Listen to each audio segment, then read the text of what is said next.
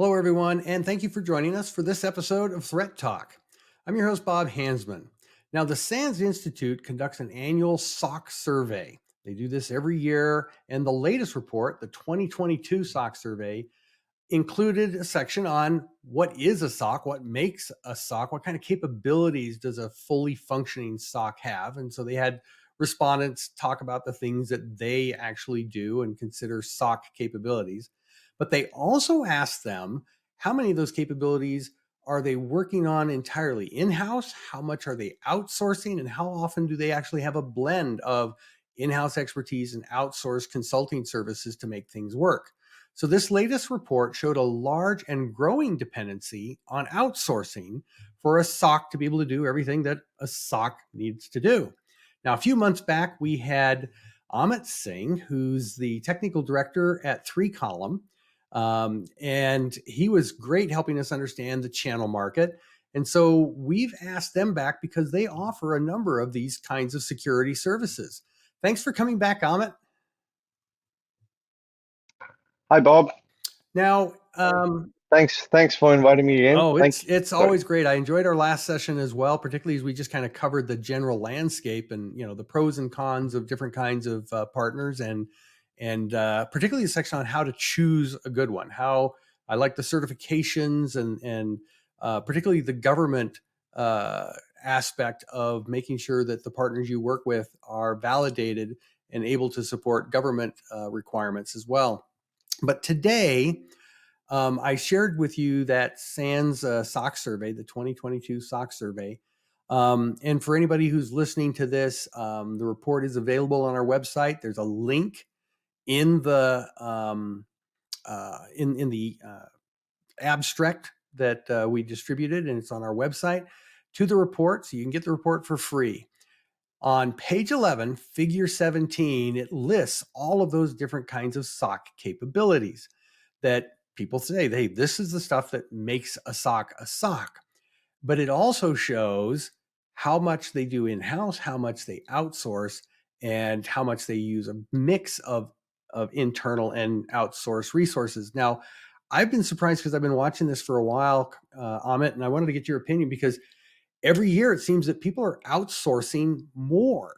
Does this surprise you? I mean, why are people outsourcing things more every year? Hi, Bob. That's a very interesting topic. Yes, there is a trend.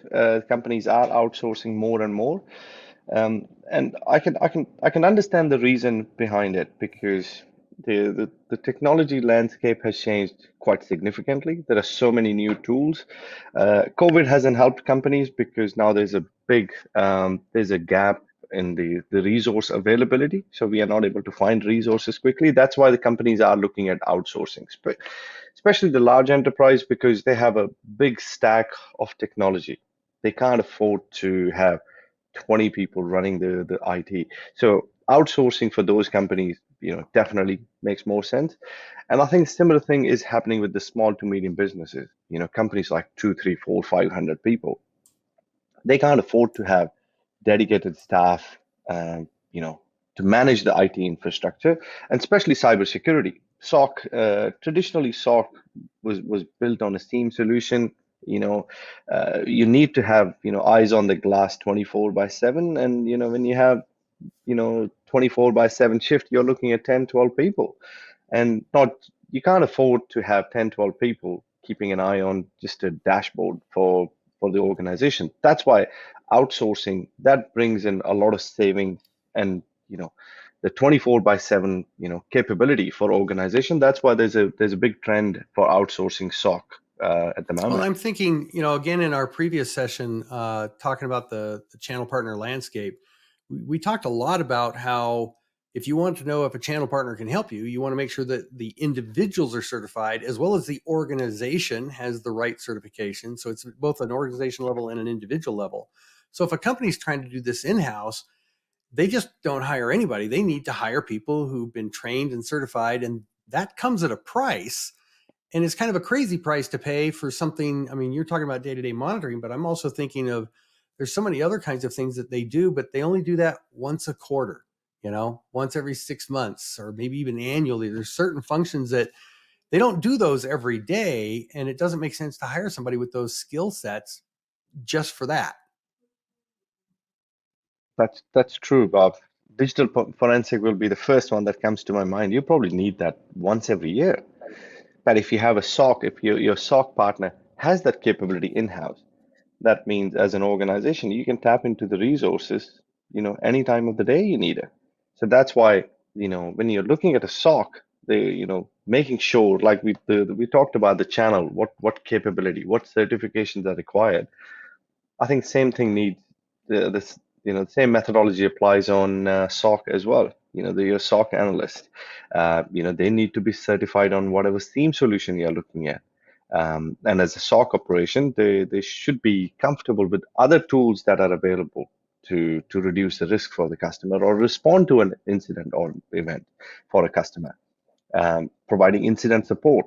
And sometimes it's not about that. Sometimes it's all about providing cybersecurity guidance to the customer, be a bit more proactive. And if your SOC does not have that capability, the customers are not getting the right advice at the right time. Well, and you mentioned, that also with COVID and that type of those types of scenarios that have impacted a lot of the resources available. But even before COVID, I hate the phrase because everybody was talking about the skill shortage, but it's a fact that, there are so many complicated aspects to modern networking, because it's not just the network, it's the cloud, it's, uh, public, private, multi-cloud environments that are merging with what you have in your physical network. The nature of the environment itself has changed so dramatically, let alone the fact that the number of tools that you need is also growing almost annually. There's new types of tools. It's not just, hey, there's a new vendor, they do this better than the old guy. It's there's a new vendor, they're doing something that nobody else did before, and I need that on top of everything else I did. When I got into cybersecurity back in the late '90s, you had endpoint antivirus and you had firewalls. Those are the only two security tools that existed. Today, the average company has dozens of different cybersecurity tools, and those are just the ones they're using day to day, let alone the kinds of things that you bring. Because again, I want to make sure that the audience understands. Amit is a technical director with a channel partner who does these kinds of services, 3Column out of Australia and New Zealand, and they come in with tools that most of us would never even use. I mean, you provide services that you have specialized tools, some of which you've customized or developed yourself, right? That's correct. So, especially in our red teaming services, we have developed our tools in-house scripts. Mm-hmm. Yes, we do have Yeah, in-house. and that's the kind of stuff that even if you bring in people with the expertise, can you afford to pay them for the time to develop all that stuff? So it just seems to me it just made a lot of sense that more and more outsourcing is happening, particularly because it was not. I like the chart because it was saying how many people are doing it all in house, how many people are doing it all outsourcing, but then they had this huge section called both. And I was really surprised how often people are using outsourcing in combination with their internal resources. How often do you find your organization providing those outsourcing services and having to work alongside the in-house team? Uh, it's very rare, I have to say. It's not a common scenario, but then there are very large organizations who can afford to have that skill set in-house. Large universities, government departments, they have that capability in-house. Where they utilize 3Columns, they utilize us for to providing them specialized support.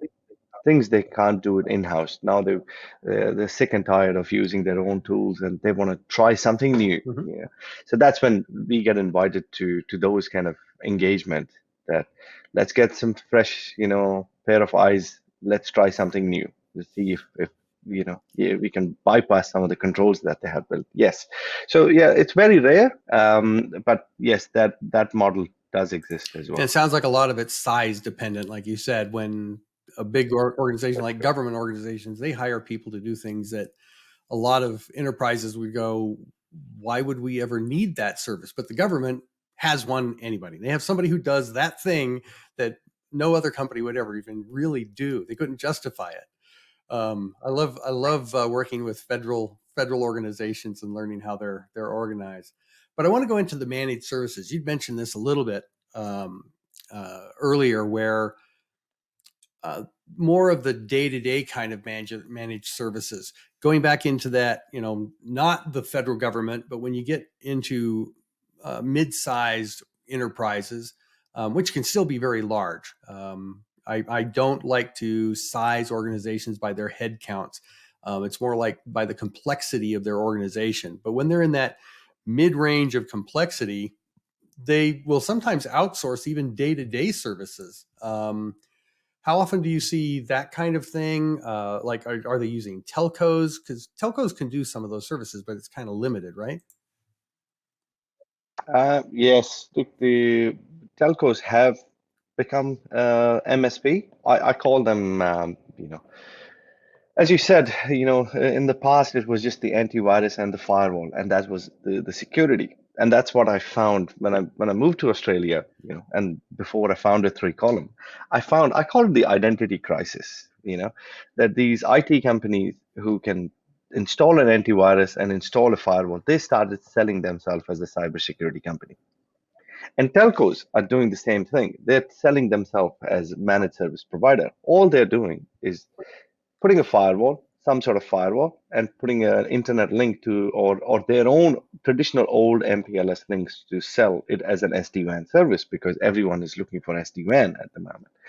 Um, but if you look at telcos, bring in a lot of complexity and not they don't let the customer have the flexibility that the customers deserve to have.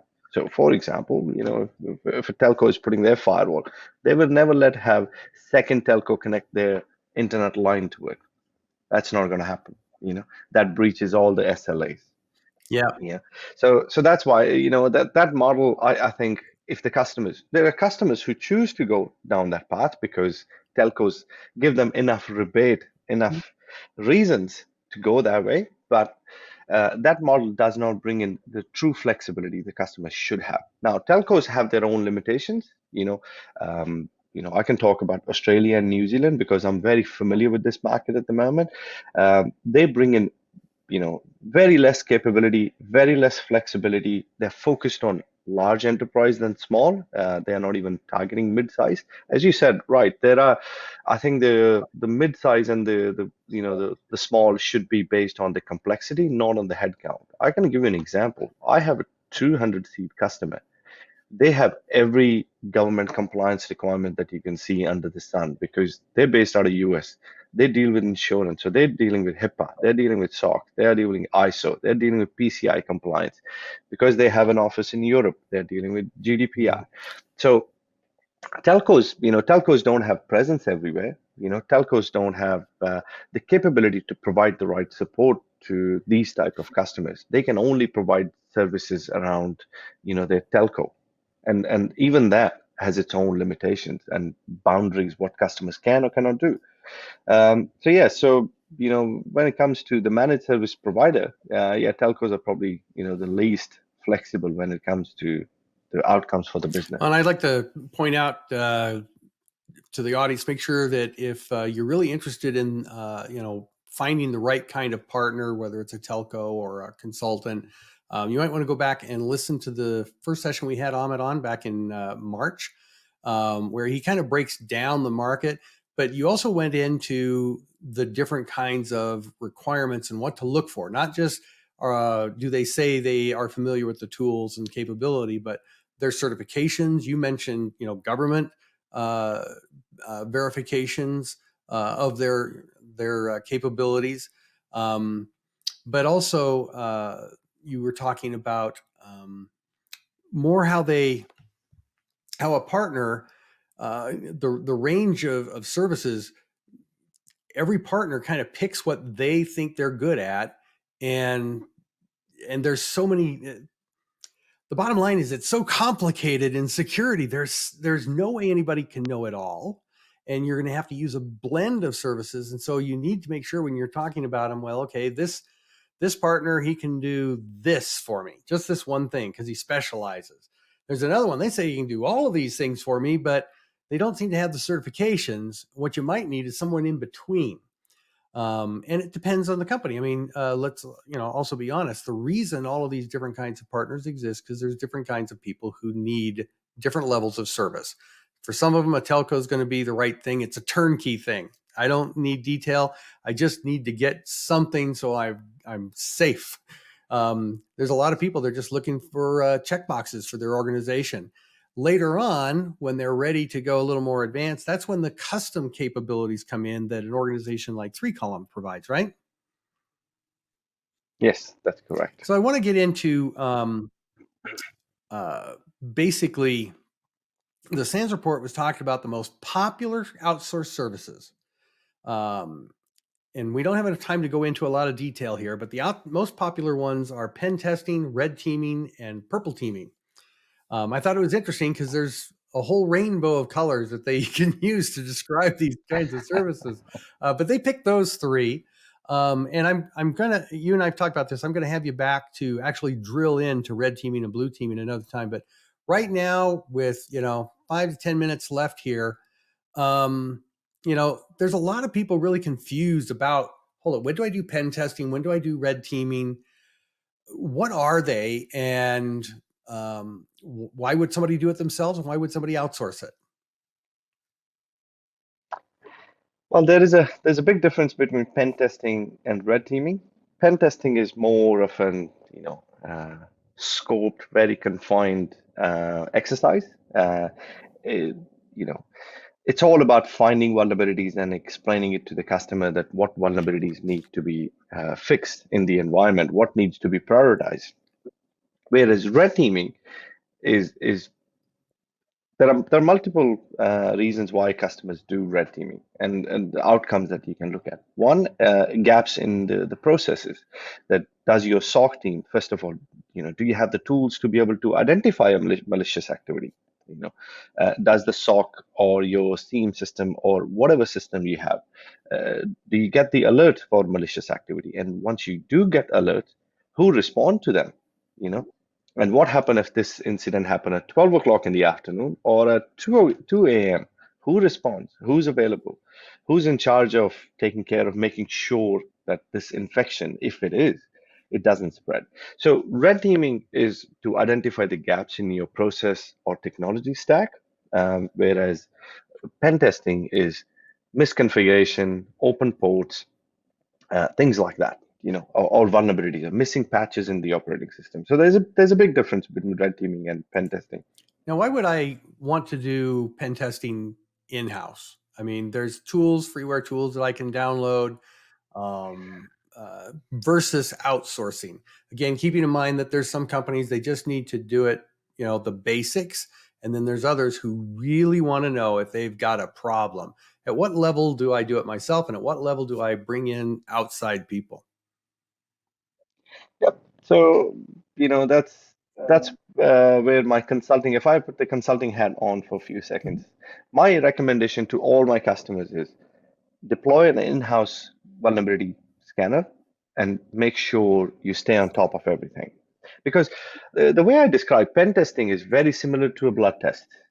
The minute you take the blood out of the body, and if anything changes in the blood, or inside your body, you will only find out in the next round of, the blood test, which will most likely be 12 months, away. So if you have a vulnerability, because what happened in a pen testing, the pen testers will come in, bring in their devices Monday to Friday, 9 to 5. They will do the testing, and on Friday they will finish the job. What if, and it happened, log4j vulnerability. There were many organizations that had completed pen testing 2 or 3 days before the vulnerability was advertised. And now, how do you know that are you, impacted by those kind of vulnerabilities or not? So that's where, if you have a vulnerability scanning tool in-house, you make sure you set up your infrastructure correctly so that you can pick up those vulnerabilities a lot faster. Where pen testing comes in, where we do pen testing, we use 20% of our effort is using the tools, automated scanner, likes of Nessus, likes of Qualys. There are so many other brands, likes of Rapid7. We pick up the vulnerabilities, but then 80% of the time is actually we do manual testing. We have our own script. And why customers should be looking at least one pen testing a year and an ongoing vulnerability scanning in-house, because that 80% of the effort that we put in is basically more focused on what vulnerability scanners don't identify. There are many things that many tests we perform, the vulnerabilities that goes beyond what vulnerability scanners would do.